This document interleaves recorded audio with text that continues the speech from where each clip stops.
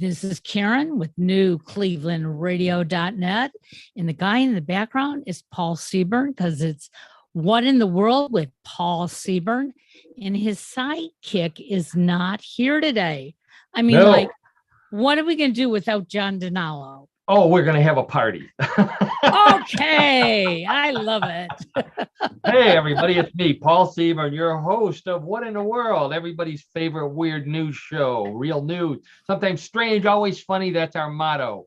That wonderful introduction came to you from Karen Hale, who is the media mogul of newclevelandradio.net, our platform. She's also our producer and co-host, and she's going to be doing everything today because, yes, you're right, John is not here. Now, the reason why John DiNallo, What in the World of Sports host and our color commentator, is not here is because today is an election day in the state of Ohio, where we are residents of.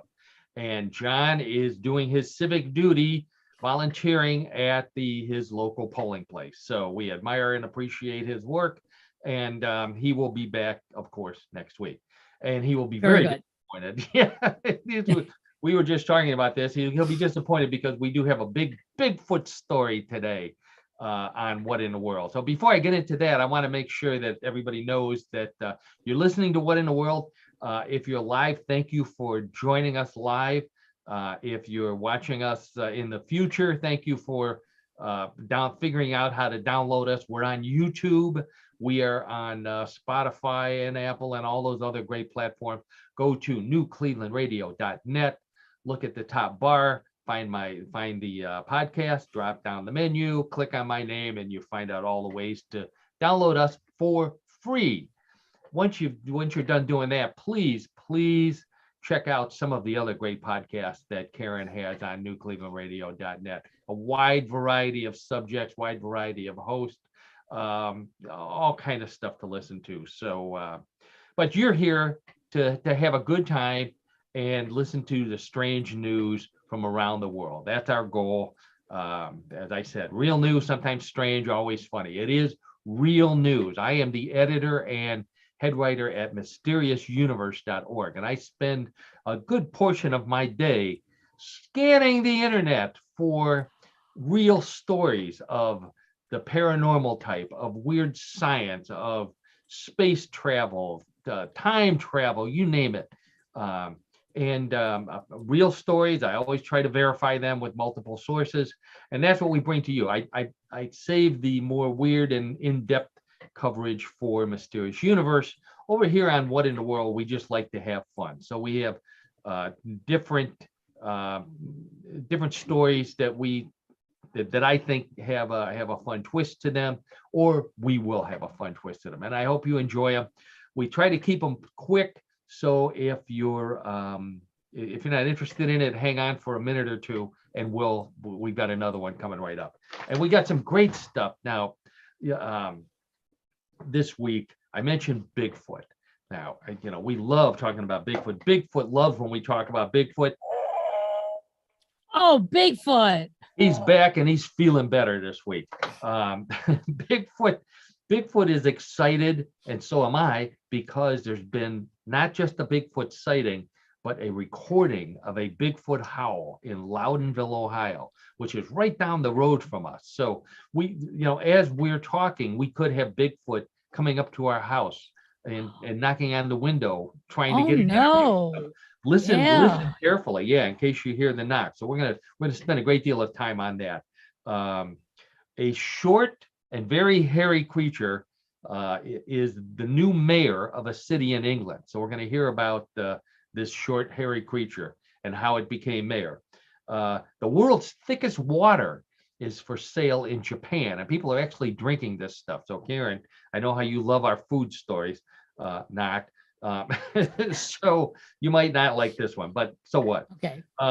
A Limbo record from India. We've talked about the Limbo, what a great dance it is. We talked about the gator and other weird dances. The Limbo, I think everybody is aware of. Wait till you see what this girl in India does to win a new Limbo world record. Yeah, yeah. So, and then I've got this scary roller coaster story from Lithuania, the roller coaster of death, they call it. So we're going to talk about that. Hopefully, we'll get to this one at the end. A scientist claims he has positive proof, that the Loch Ness Monster really does exist. And if you've listened to the podcast before, you know the Loch Ness Monster is my favorite monster because he knows how to make money. Oh, yeah. He keeps an entire city and a good portion of the country of Scotland in business because of his mythical existence. So I love talking about the Loch Ness Monster. This is a great story. What else do we have? Strange storts. The John, Gina, that's how much we miss John. I can't even say sports without John being here. More odd news and trivia. Got a lot of trivia questions, Karen. So you're going to have to carry the workload for the trivia. Oh my gosh. Oh yeah, and then but your reward comes at the end because we'll play Bluff the co-host, everybody's favorite game. A really good week. Without further ado, let's get right to our first story for the day. As I mentioned, let's make sure I check my time here. As I mentioned, today's election day in the state of Ohio and possibly in the state where you're listening. I think there's 5 primary elections today. So I have an election story. This comes from England. They have elections in England too. Did you know that? I'm not. Of course they do. Didn't they elect the queen? Oh, okay. That's right. I'm not even going to go there. We'll get off on a tangent and never get back again. So this comes from the town of Cockington in Devon, England, or Devon. I guess it's pronounced Devon. After the previous mayor passed away, the residents of Cockington decided to elect a different kind of mayor. And I'm going to put a picture of this mayor up while we talk about him, because it is a he. Now that picture is a little blurry. I have a better one coming up, but I wanted to show you many of the residents of the city of Cockington and their mayor, a Shetland pony. Now, why is cute? Isn't that cute? I think a lot of people might like to have a Shetland pony as their mayor. Yeah. The people seem happy. The little dogs seem happy. The pony seems happy. So his name is Patrick, and he is a beer drinking miniature Shetland pony. Patrick, the beer drinking Shetland pony. Interesting tidbit. Beer drinking pony is one of the most often used Secret Service code names in Washington. And I'm sworn to secrecy. I can't tell you which political figure is the beer drinking pony according to the Secret Service, but nonetheless, there is at least one. Now, Patrick, and let me get a better picture of Patrick up here for you. So here's Patrick sitting in front of his favorite pug. Yeah, nice, cute little pony. And the owner of the establishment with half a glass of beer in his hand, implying that Patrick drank the other half. Patrick is a therapy pony, and his owner liked to come to this pub, but in between taking Patrick to his jobs, where he's a therapy pony that visits hospitals, mental health facilities, recovery groups, and schools. So he goes all the time he's always on the road making people happy by just being with them. Yeah. Patrick should forget about being mayor and run for prime minister of England, because they could use somebody like him in charge of that country. Ooh. Oh, yeah. And we're not getting into politics here, Karen, then we try to avoid politics, but we also try to avoid controversy. And yes.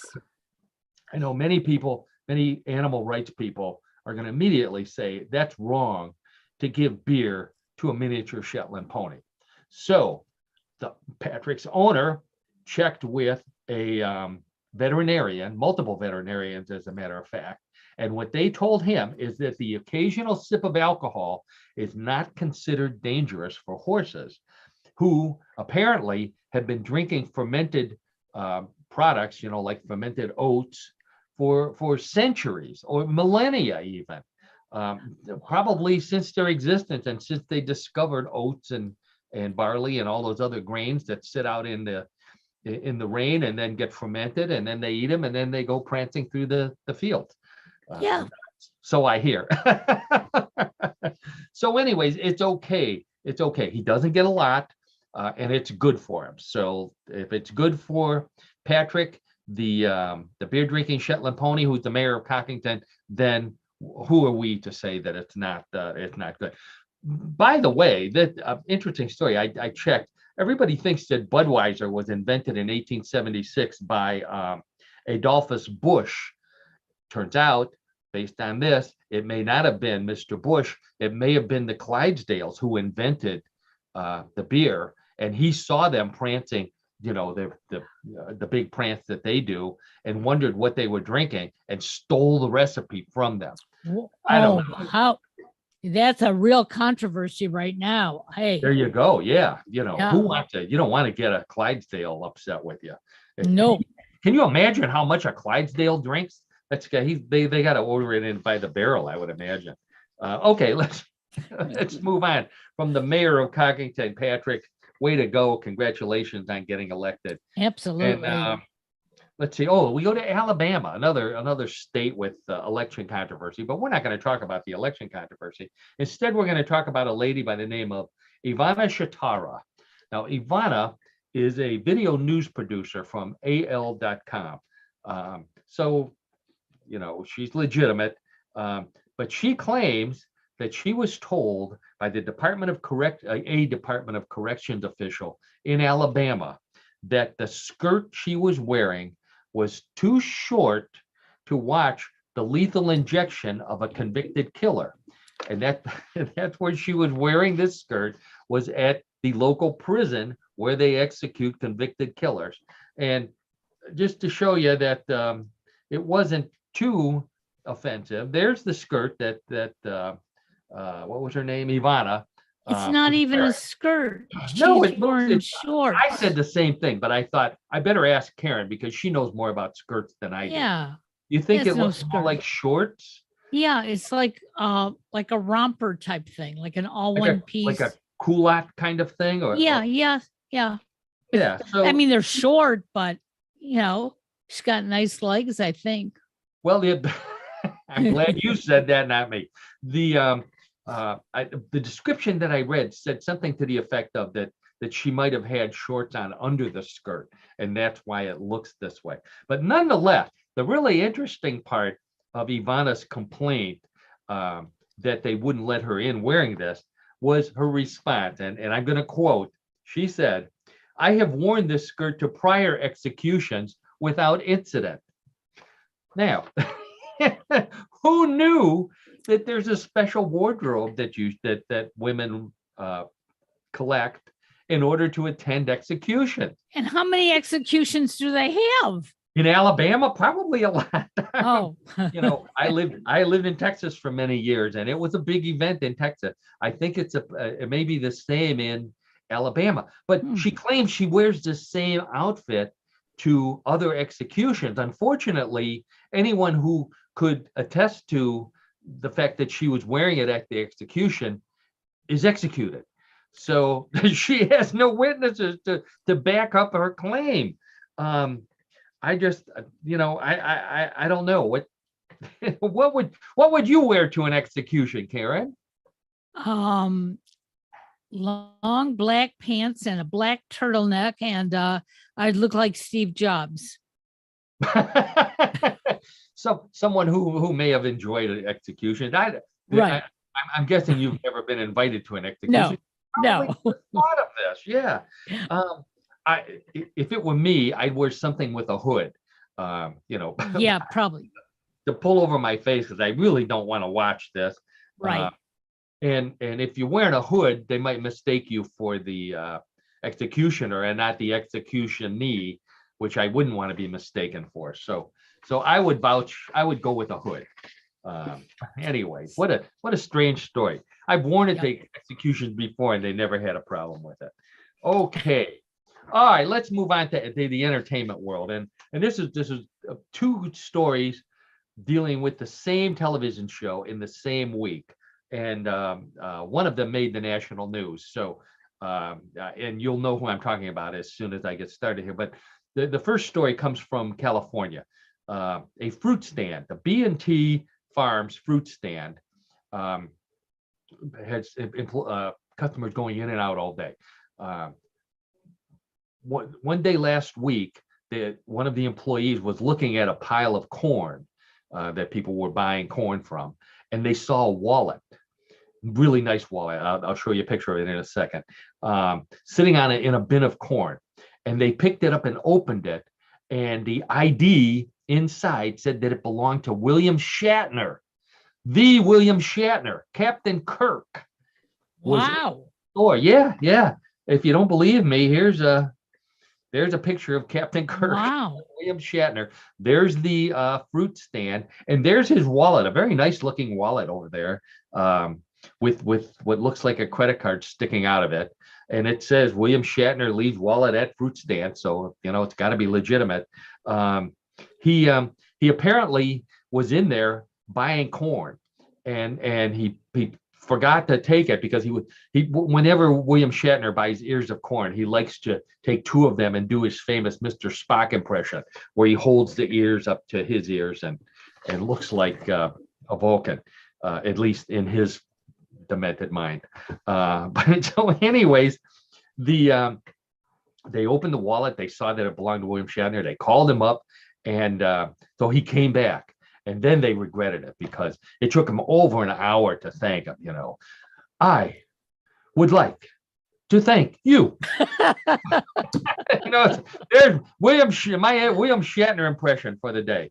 But this got me thinking about Star Trek, and the fact that, and I've watched virtually all of, not all of the episodes of all time, but I've seen episodes in every one of the Star Trek series and the movie. And I was thinking about this, Karen, and everybody out there. Did you ever see any of the Star Trek Enterprise personnel carrying a wallet or taking? Never. No, you never saw one of them walk into a store or pull out a credit card or even any money. They didn't have to put any money in the replicator. They just walked up and said, well, they never left the Enterprise, really. Right. Yeah. But what about when they beam down to a planet? Think about, all of a sudden these 5 people show up in red and blue, red and gold shirts, and what happened to the ones in the red shirts. But they come down there and they start walking around like they own the place. You would think that the local officials would come up to them and say, could we see some form of ID, please? And what would they pull out? Yeah, what would they pull out? I'll tell you what they would do. Captain Kirk would pull out his communicator and he would say, Lieutenant Uhura, beam me my wallet. That leads to the other story that I wanted to make. I don't think I have a picture of Lieutenant Uhura, but Lieutenant Uhura, better known as Nichelle Nichols, passed away this week at the age of what was she? She was in her 90s. Very, very not trend-setting, but revolutionary actress in general. She became one of the first, if not the first, Black actress to have a major role on a television series, not just playing a maid or a criminal. She was the chief communications officer, which meant that she was number 4 on the command list behind. I was trying to think who would. I think it would have been Captain Kirk, and then Lieutenant, and then Mr. Spock, and then I guess Scotty would be 3rd, the chief engineer, and then Uhura would probably be number 4th. Number 4th, may the 4th be with you. So here's a little bit of Lieutenant Uhura trivia. There's been a lot of trivia about her. Wow, how did that happen? I must have hit my. There we go. Let's get back over there. I think I'm just going to take that down. Okay, so this is interesting. Her name was Lieutenant Uhura, and I don't remember what her first name was, but Gene Roddenberry, who was the creator of Star Trek, had intended a different name for her, and you'll recognize the name. She had her original name was supposed to be Lieutenant Sulu, and he tried it out. And amongst the, I guess, the cast and other producers and writers, and one of them pointed out that Sulu sounded a lot like Zulu, and they were afraid it would call attention to the fact that she was black, which they didn't want to do. They wanted her to be treated like any other person on any other crew member. So they gave Sulu to George Takei, who forever will be Sulu, and the name that they picked for Nichelle Nicole was Uhura. Uhura is a Swahili word that none of us know, which means freedom. Uhuru means freedom. So instead of a derogatory name for her, they came up with one that was more conducive to honoring the tradition without being obvious about it. I thought that was really nice. That just shows what a genius Gene Roddenberry was. He really created a series and themes and adventures. Speaking of flying around, back to the kind of planes that we fly, JetBlue and Spirit Airlines have announced that they're merging, which will create the nation's 5th largest airline. So that's Spirit, is one, and JetBlue, Spirit, JetBlue. So what are they going to call the newly merged company? If I put those two together, it spells spew. I don't think that's what they're going to call it. I don't think that's a good name. No. But apparently they don't have a name yet. But if you go, in fact, they probably don't even need a name, because Spirit and JetBlue, if the merged companies are anything like their predecessors, the way you find a flight is you go and you look up at the departures and arrivals and you look for cancel, and that's either going to be a Spirit or a JetBlue flight. So you that case, right? You canceled or delayed. And I can say that because I know neither one of them is going to be sponsoring our podcast anytime soon. So well, we just had a meeting with them yesterday. Oh no. Well, then they're not going to like this story either.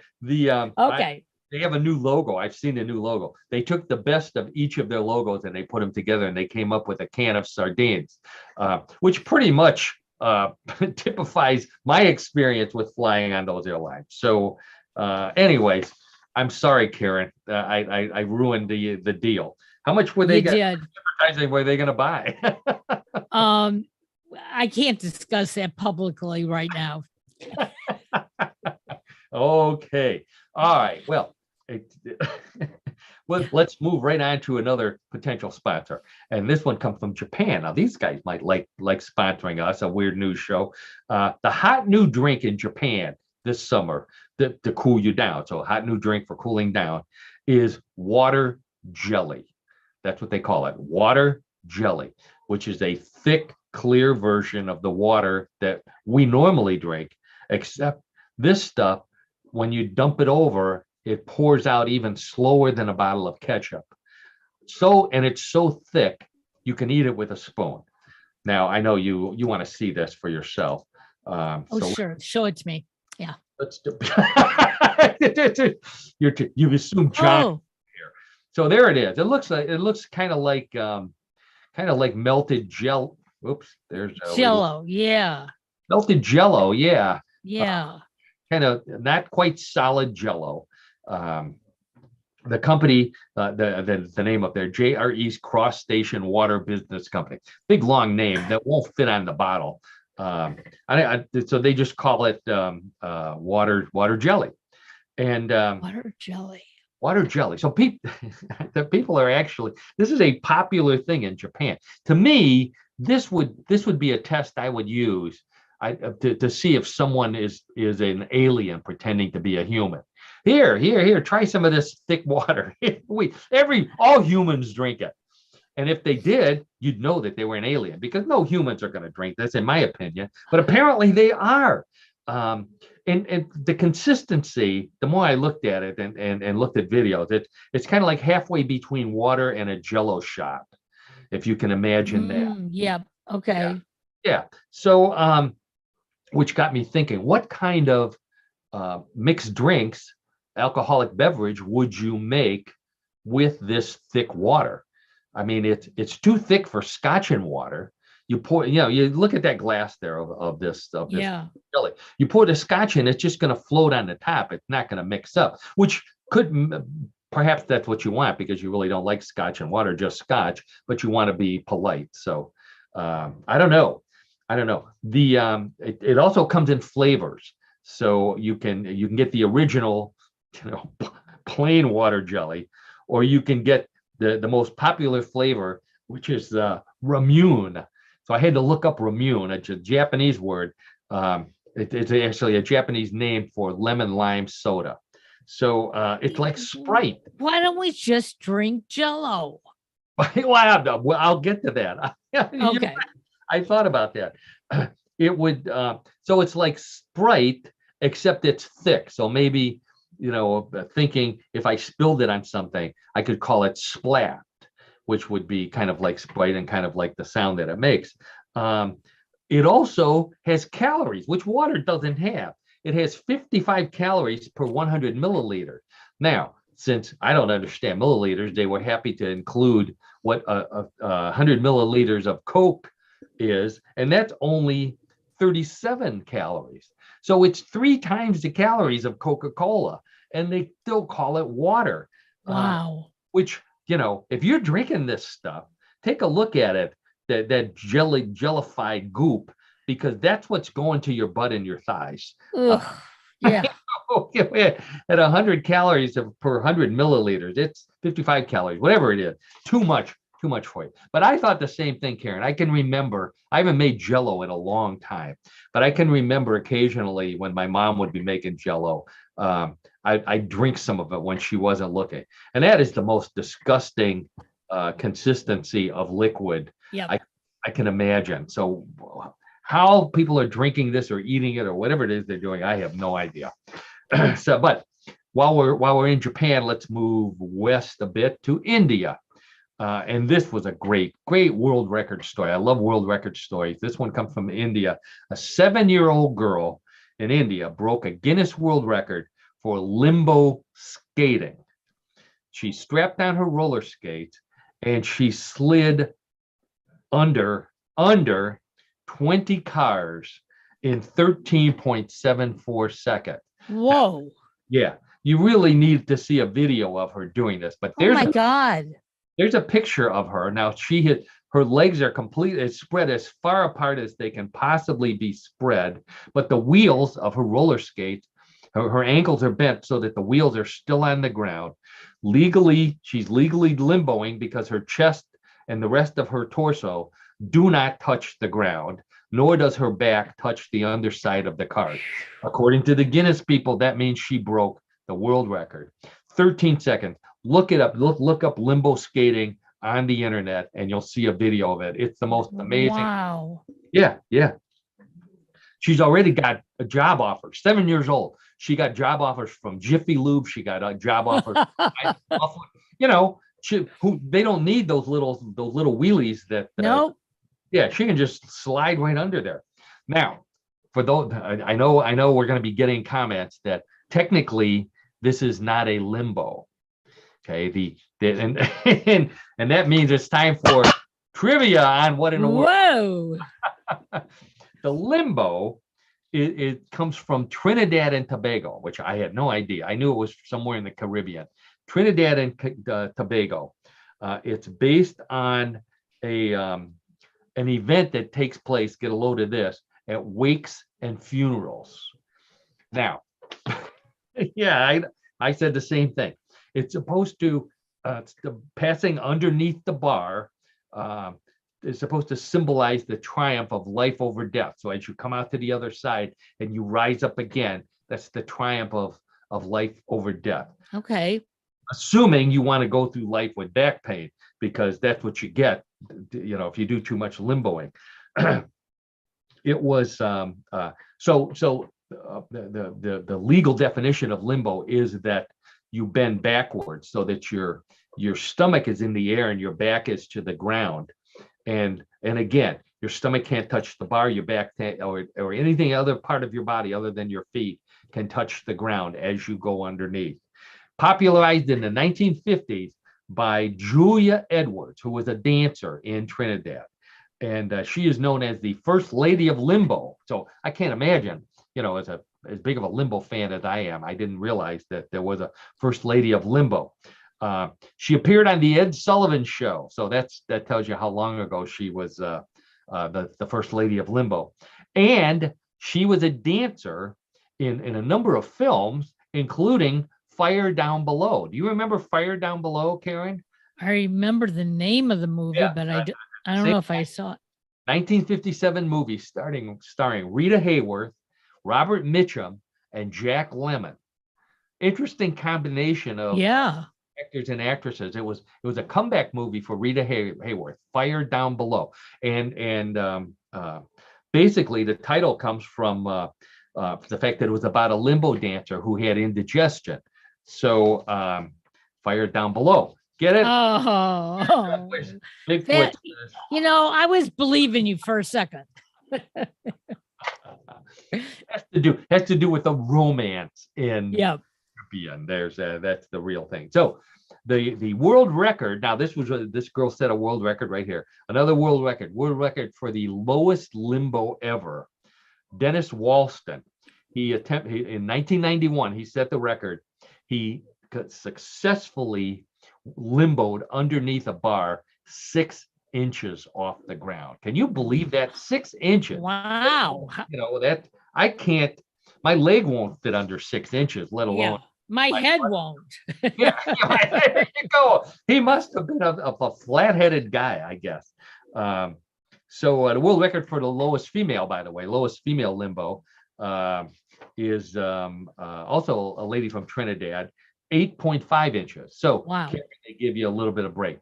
Your head would fit. Your nose, I don't know. Your nose might catch on the bar. So between those two, I know I certainly would have no luck. Not me. Nope. Another world record, female rowing team, all females, 4 women, broke the world record by rowing more than 2,400 miles from California to Hawaii in 34 days, 14 hours, and 11 minutes. 34 days, 4 women in a rowboat. Yeah. I know.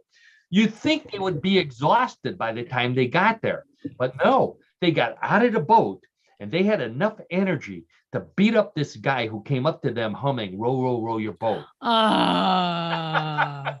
Can you imagine rowing for 34 days? And they did it unassisted. So they slept on the boat. They had their food on the boat. They somehow got water. I don't know what else they did. This is, if you belong to a gym, you definitely want to use the rowing machine before any of these women use it, because they're going to be at it forever. You got it. Yep. You done yet? Are you done yet? Bad news for Halloween. I hate to bring bad news, but I want to mention this. This is a public service announcement. If you're a big Halloween fan, let's take this girl down here, although she really is impressive. According to Hershey said, we will not be able to fully meet consumer demand for Halloween this year. No, less Hershey's candy than before. Not none, but less, because I'm not sure why. I blame those people that fell into the vat of chocolate that we talked about a couple of weeks ago. They must probably. Thousands and thousands of gallons of chocolate. But what they said was that the demand for chocolate went way up during the pandemic. That's how we all cope, which is why we're all still wearing sweatpants. But another big news, chocolate news item that came up this week, Choco Taco. And I don't know if you ever heard of this. This was a Klondike product. Klondike announced that they were discontinuing the Choco Taco. Have you ever had a Choco Taco, Karen? Never. Have you even seen one? Well, didn't we talk about this a couple weeks ago? Choco Taco? No, I don't think so. Did we? Maybe we did. Well, I think we did. The Choco Taco. This is a tasty treat. That's actually, it looks pretty good. cookie-shaped tortilla with Yeah. ice cream and chocolate inside and chocolate syrup on top and nuts. It does look pretty good. I've never seen this. Had I seen it, I would have certainly bought them. But what they said, this is a really clever marketing announcement that the public relations person, really good public relations person. They said the reason why they were discontinuing it is because there was a sharp increase in demand across its brands and to ensure the availability of the remainder of its products. So in other words, it's not selling. It's really simple. They didn't want to say nobody's buying it. According to Linda, they have these in Texas. Really? Wow. Yes. I don't ever remember seeing them while we lived down there. I'll tell you someplace else that has them. Morocco. In Morocco, they're called the Morocco Choco Taco. And people, believe it or not, people there like to eat them while driving in their vintage Volkswagen sports cars. When they're driving in their vintage Volkswagen sports cars, you could say that they're eating their Morocco Choco Taco in their Scirocco. Oh, long way to go for that one. Yeah, I like that one. That there was a Scirocco made by Volkswagen. Very cool car. I wanted one of those back in the day. Rich had 3. Okay. All right. I want to mention this guy, this Lithuanian death roller coaster. So we'll take the Choco Taco down because I'm getting hungry. So this Lithuanian artist, I'm not even going to try to pronounce his name. Urbanos is his last name. That's easier. He's created a work of art depicting a roller coaster of death. And I don't even want to put it up because it's too morbid. But he proposes it for people who want to be euthanized to go out in a blaze of glory in what he called a thrilling ride, a thrilling ride with euphoria and pleasure. So the first thing that came to my mind is, okay, so some person had decided this is the way I want to go. I want to go out on the roller coaster of death. So they saved their money for a ticket. They got all prepared. They showed up. They get to the front of the line, and wouldn't you know it, they're too short for the minimum required to get on the ride, and they can't do it. So there you go, roller coaster of death. I'm too short to ride. I just looked it up. The roller coaster. I just Googled it. Yeah. Oh my God. Real thing. This is what in the world, Karen? I would pick up something like that. Unbelievable. Everybody should Google it just to see it. Somebody is going to build this. Somebody is going to definitely build this. Yep. Now, we don't like to talk about politics, but I have a political story from this week that I love. So this one comes from New York. So they're having a governor's race in New York. Gubernatorial, my favorite political word, because only goobers run for governor. So they're gubernatorial. In New York, gubernatorial candidate Lee Zeldin was doing a town meeting, and one of the people stands up and says the words that you never want to hear a citizen say to you at a town meeting. I'm a flat earther. Geez. So this flat earther stands up and he says, did you know NASA is using computer-generated animation to make the planet look round? And he demanded to know what this guy Lee was going to do about it when he became governor of New York. This guy's got to be thinking, I miss the old days when I just went to the state fair, kiss babies, shake hands, eat hot dog, go home. I got to deal with flat earthers. Do you know what political party flat earthers belong to, Karen? No, what political party? The Know Nothing Party. In fact, I went to vote today at a local school, and I ran into a flat earther. Believe it or not, he was at a school. He was playing basketball. He was trying to shoot pancakes into the hoop. The pancakes into the hoop. I got that. Yeah. Bigfoot says, thank you for putting a new battery in me. So researchers, this is for you, Karen, because I know what a Roomba fan you are. Researchers, yes, I am. Robotics Institute at Carnegie Mellon University over in Pittsburgh. They've developed a new learning method for robots called Whirl, WHIRL, which is short for Wild Human Imitating Robot Learning. And basically, they've created this artificial intelligence that watches YouTube videos, and that's how the robot learns how to do human things from YouTube videos. The goal is to teach them household chores. Okay, so they tried it, and you could tell the robot was still pretty young, because after it learned to do the household chores, it asked for an allowance. This is. Can you imagine? What would you let your Roomba watch videos to maybe learn more things to do around the house, maybe laundry or? No, it gets in enough trouble on its own. It doesn't have to watch videos. Like I get, you wouldn't let your Roomba watch any. Now I am also a Roomba owner, although we don't use it quite as often as you do. But I was thinking, well, I'd let it maybe watch the Home Improvement channel, get it to learn how to do some things outside, maybe clean the gutters, things like that. Or maybe the Food Channel. I'd let it watch some videos from the Food Channel, learn how to cook. Wouldn't that be? Hey, that would be pretty good. But I would hope it would empty itself out first, so it's clean before it touches the food. There you go. Now, my greatest fear, though, is that I would turn my back and the Roomba would change the channel and go to some porn channel. Yeah. That's my greatest fear. Now, one more thing. This is technologically amazing.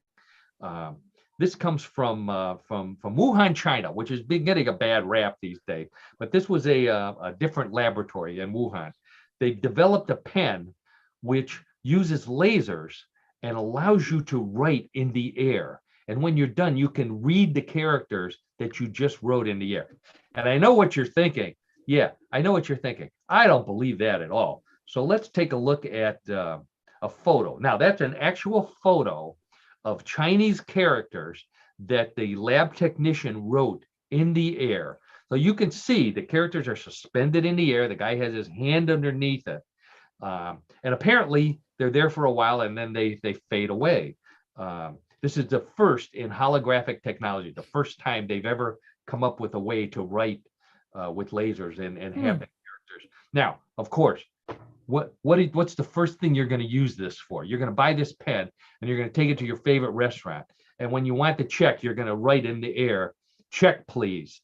Just like like the waiter can't figure out when you're doing that motion in the air that you want your check. You got it.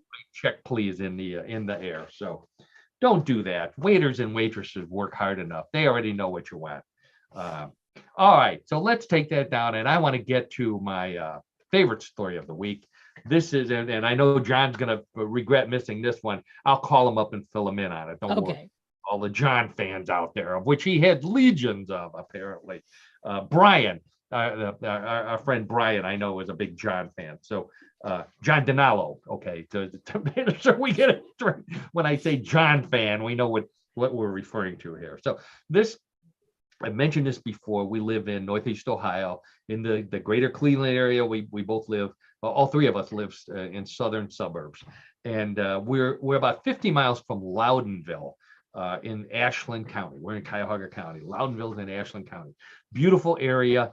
The Mohican River runs through Loudonville, and the Mohican National Park is part of Loudonville. So we mentioned that park before because there have been a number of Bigfoot sightings in that area, but nothing like this. So, and I've talked about this before, that Ohio has two of the best Bigfoot howl recordings in the world, according to Bigfoot experts.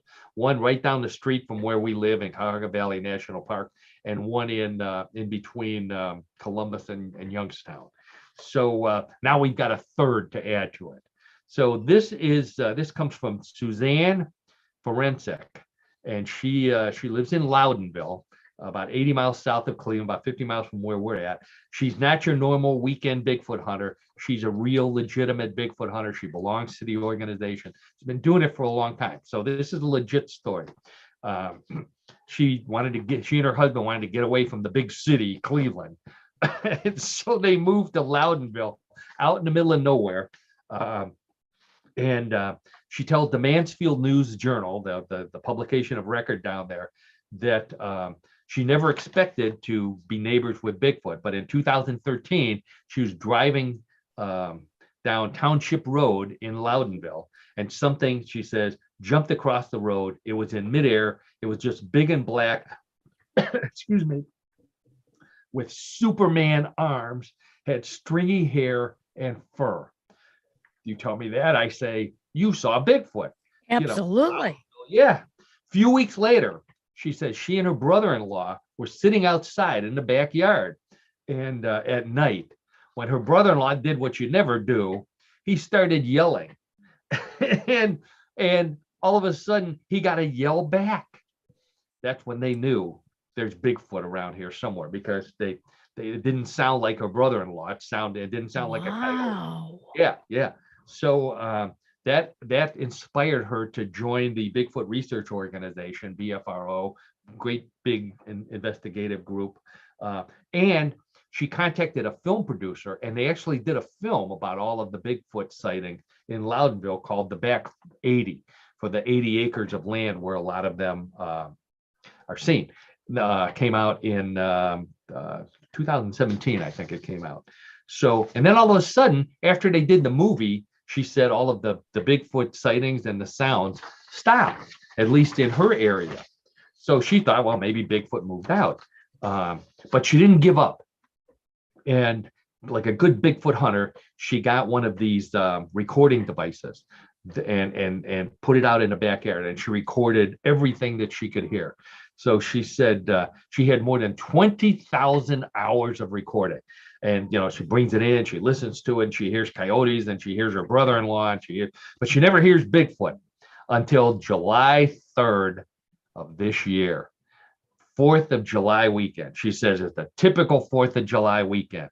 There's fireworks, there's all kind of noise, there's all kind of people out in the woods. She didn't care. She wanted to camp out in her beautiful wooded backyard. So she goes out there, she's camping out.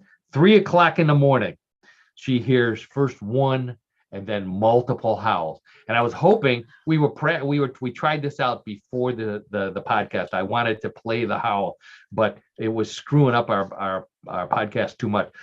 So go to mysteriousuniverse.org and look up the Bigfoot howl story. And I have the recording of this Bigfoot along with the other Ohio Bigfoot. Doesn't sound anything like our favorite cast member. Doesn't sound like that at all, according to the experts. And what she did was she brought in an expert. It sounded like Bigfoot. This is a Bigfoot audio specialist. Who knew that there were people who specialized in Bigfoot audio recording?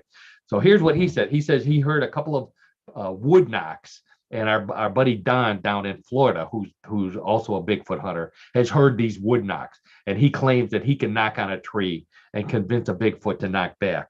And he's bigger than I am, so I don't argue with him. But he said he heard a responder to the howl, and then a third howl that suggested a second Sasquatch in the area that was not a coyote.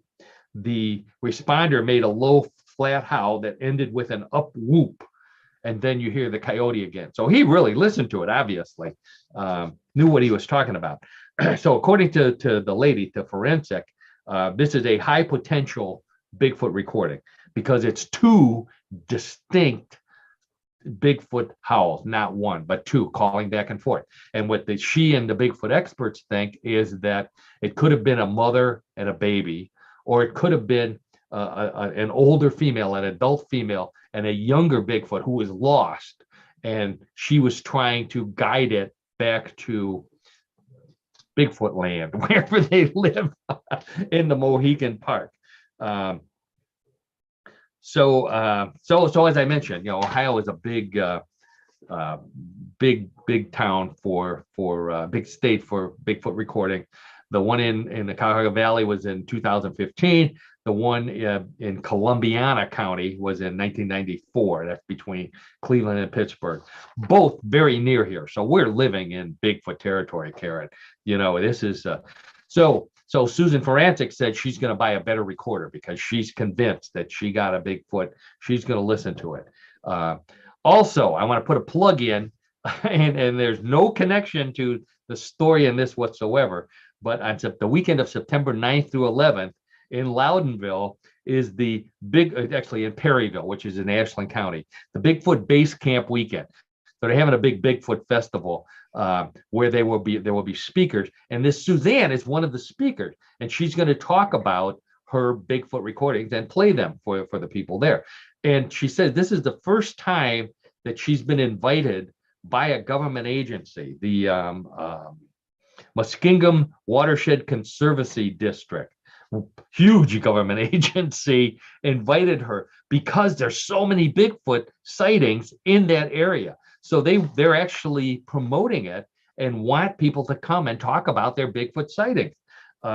So she wants to make sure that if you had a Bigfoot sighting, you feel safe coming to that. She says, people get made fun of, not on this show, of course, but people get made fun of.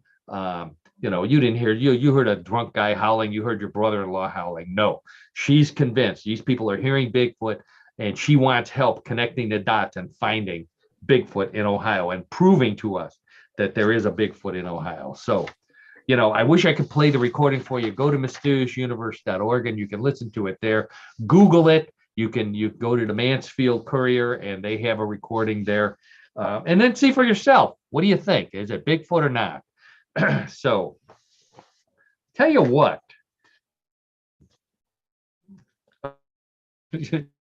My other favorite monster, the Loch Ness monster. Let me kind of summarize that story. So this researcher is in Morocco. Now he believes that that the Loch Ness monster is a plesiosaur. Plesiosaur is like a brontosaurus with flippers, big long neck. It's the typical picture that everyone has of what the big Loch Ness monster looks like. So he claims that he found miniature plesiosaurs in Morocco living in fresh water. He found the teeth of them. And he says that this proves that a small dinosaur that looks like what everybody thinks is the Loch Ness monster could actually live in fresh water in Scotland. Now, there's a big difference between Scotland and Morocco. Temperature is one. Okay. The other thing is the plesiosaur dinosaur went extinct 66 million years ago. But other than that, this story made the national news. I saw it all over the place. All kinds of people saying, "Oh, this is positive proof that the Loch Ness monster exists." I really wish it did exist because it's my favorite monster. I'd go back to Scotland to see it. Unfortunately, wasn't enough for me. So I'll leave it at that. I have a story about that as well on mysteriousuniverse.org. Go there and you can get my in-depth analysis of the alleged proof of the Loch Ness monster. So I think since we don't have John to do sports, let's go right to everybody's favorite weird news game, Bluff the co-host. We don't have any. Scared. That's right. I think let's give Bigfoot always gets excited about Bluff the co-host. Maybe Bigfoot can play one of these weeks. So anyways, Bluff the co-host, everybody's favorite weird news game. I have 3 stories that are similar to the ones that we've been talking about this afternoon. One big difference. Those were real. Under Bluff the co-host, they could be real, they could be a bluff. It's up to Karen, John when he's here, those of you playing at home, listening to the podcast out on your walk, however you listen to the podcast, to play along and decide real or bluff. Betting is allowed. Place your bet. Karen, put your hand on the buzzer and let's get started with story number 1. You may think you have problems, but then you meet a man from England who suffers from a rare disease that causes him to taste, smell, and feel words. It's a real neurological condition that causes his senses of taste and smell to be activated when he hears, reads, or thinks about words, especially people's names. He says he noticed it in grade school when he'd get an odd taste in his mouth when he heard the names of girls, even the cute ones. For example, while the name Alice made him taste apples, the name Christy made him smell urine, and the name Mary made him smell body odor. There's no cure for this disease, so he just prepares himself to taste a little spit up when he meets a guy named Warren, which that's what that name makes him taste. So the man who has a weird disease that causes him to taste and smell when he hears the names of people. What do you say, Karen? Real or bluff? You know, as John and I like to say, it's so weird. It must be true. And people believe certain things. So I'm going to say you didn't make this up. It's true. Too absurd for even me to make up. Is that what you're saying? Exactly what I'm saying. I have a feeling that's what John would say too. So we're going to say John agreed with you on that one. Let's check with the judges. Karen said that's a real story from England. Sure enough, that is a real story from England. Oh, God. Yeah. And there's no cure for it. So he just has to deal with it. The story, if you Google it, every person's name has a different take. Most of them bad. So it's not a pleasant thing. Celebrity names you would think of like J-Lo. Oh, I got J-Lo makes them taste something weird. So you feel sorry for him, but it's still a funny story. Okay, score is 1. And Karen's in the lead. So let's get right to story number 2. You may think Canadians are our friends, but a man in Seattle isn't so sure. He was crossing the border to visit friends in Vancouver when a drug-sniffing dog alerted Border Patrol, and he had to empty the bag on his car's front seat. No, it wasn't filled with marijuana, but it did have the breakfast he had just picked up, a croissant sandwich with fried egg and bacon. The border agent was one of those who did everything by the book, and he pointed out to the man that there is an obscure Canadian law which only allows tourists to bring in sandwiches made with Canadian bacon, not the American kind. The fine for the offense is an unbelievable $500, more in Canadian dollars. So the man decided to avoid an international incident and give the sandwich to the dog. Unfortunately, that is also an offense. So he apologized to the officer, threw the sandwich in the trash, and went back to Seattle. Okay, Karen, the man who was stopped because he was bringing Canadian bacon into Canada. What do you say, real or bluff? Well, I'm not sure Canadian bacon really is from Canada. You know, you're asking a Jewish girl to talk about bacon. But again, I think it's a true story. So absurd, it has to be true. Yeah. Okay. Oh, I don't know if the Bigfoot says, yeah, he agrees with you. So you're saying that it's a real story. Real story. Okay, we'll say John would say it's a real story too. Let's check with the judges, and the judges say we got you on that one. That was a complete bluff. Okay. Canadian bacon has nothing to do with Canada, as far as I know. So anyway, so that means the score is still 1. But Karen is still in the lead. So let's get right. I'm tied. Well, you're tied with yourself. So no, you said John selected it too. Imaginary John. You're tied with imaginary John. Not well, good news, Karen. Points are doubling around the board. Okay. All right. You could pull ahead of imaginary John. Worse, imaginary John could pull ahead of you. Yeah. Let's get right to it and see what happens. The tension is unbearable. You may think you're the only person who wonders what they ordered when the Amazon truck pulls up. But a woman in Brazil only orders books to download to her Kindle. So she was shocked one day to find dozens of strange books on it and her credit card maxed out. No, she wasn't butt ordering them. It turns out she left her Kindle on a kitchen shelf while she was on vacation. And a bunch of ants managed to crawl into a little hole and inside of it and somehow began ordering and downloading books. After she posted the story and a video of the ants on TikTok, Amazon agreed to cancel the orders, but her Kindle still had ants in it and wouldn't work. She finally followed a suggestion on TikTok and put her Kindle in the freezer overnight. That killed the ants and the Kindle started working again. Now she needs a book on how to get rid of the ants in her kitchen. All right. So the lady with a Kindle in Brazil that was occupied by ants who ordered a bunch of books while she was gone.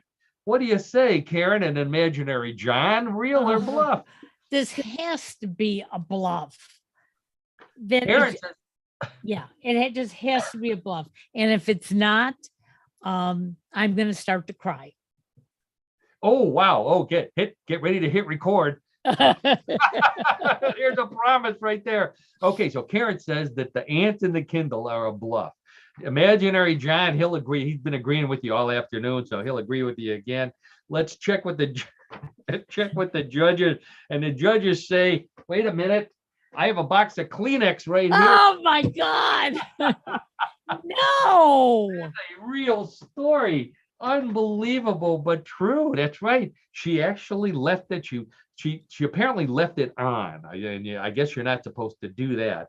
And I don't know if the ants thought it was a nice warm place, but they found the hole and they crawled into the hole and they actually messed with the electronics to the point where it was ordering and downloading books for her. oh A wow! lot of books, obviously.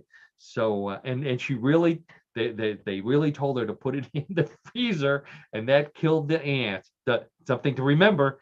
You get all kind of tips on what in the world. You want to kill ants, put them in the freezer. Yeah. And yeah. Google it. Real story, as always, on What in the World. So I want that brings us to the end of the podcast. So I want to thank Karen Hale, our producer, media mogul, and fabulous co-host this week, all by herself. Thank you for everything you do with nuclearradio.net. I'm going to put a plug in there. Make sure everybody goes to nuclearradio.net. Take a look at our podcast, download it, and then download some of the other great podcasts Karen has. I also want to thank John in absentia. John, we appreciate you're doing your civic duty, and we'll see you next week. But most of all, I want to thank all of our podcast listeners and viewers. You're the reason why we do this every week. It's a lot of fun, but knowing that we have people listening and laughing along with us makes it all the better. So let us know, when you go to YouTube or you go to Spotify or wherever it is you go, follow us, like us. I'm on Facebook. By all means, follow me. Let me know that you're a listener, and we'll give you a shout out like we give our buddy Brian and our buddy Don down in Texas and down in Florida, and Les and all the other Linda, Tex chick. Well, you've heard us talk about her. So thank you to all of you for listening, and tell your friends so we can add to our total. And on that note, I think I'm going to go look for Bigfoot. Karen, I don't know what you have planned for the rest of the day, but I have 2 more shows to do today. Well, then, by all means, we better get going. So I want to say goodbye.